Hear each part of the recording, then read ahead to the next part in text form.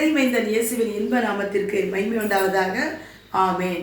என் பெயர் டி.கே. செல்வமேரி சந்திரிகா. நான் என் சிறுவயது முதலே கற்றுக்கொண்ட பாடல்கள் நிறைய உண்டு. அவற்றுள் இதோ 32வது பாடல். இந்த பாடலுக்கென்று ஒரு பின்னணி உண்டு. இந்த பாடலை நான் கற்றுக்கொண்ட போது மிக சிறிய வயதில் கற்றுக்கொண்டதான நினைவுகள் எனக்கு இருக்கின்றன. எங்கள் வீட்டிற்கு பின்புறமாக ஒரு கூரை வீடு உண்டு.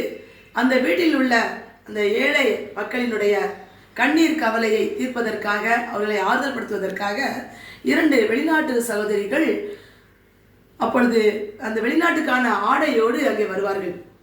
அவர்களை பார்ப்பதற்காகவும், அந்த சிஸ்டர்ஸ் பாடக்கூடிய பாட்டை கேட்பதற்காகவும், அதற்காகவே நான் என்னுடைய சிறு வயதில் எங்கள் வீட்டு காம்பவுண்ட் வாலில் ஏறி நின்று வேடிக்கை பார்ப்பேன்.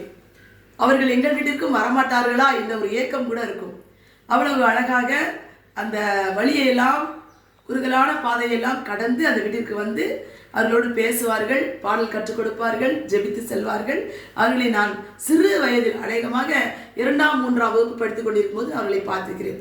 அப்பொழுது அங்கே ஒலித்த அந்த பாடல் என் காதுகளில் இன்றும் ஒலிக்கிறது, என் நினைவுகளிலும் இருக்கிறது. 5 வரிகள் தான். இதோ அந்த பாடல்.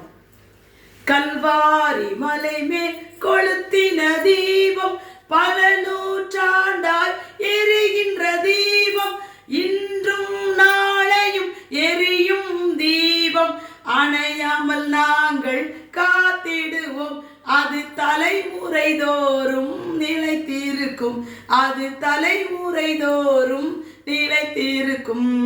கல்வாரி மலை மேல் கொளுத்தின தீபம், பல நூற்றாண்டாய் எரிகின்ற தீபம், இன்றும் நாளையும் எரியும் தீபம், அணையாமல் நாங்கள் காத்திடுவோம், அது தலைமுறை தோறும் நிலைத்திருக்கும், அது தலைமுறை தோறும் நிலைத்திருக்கும். நன்றி.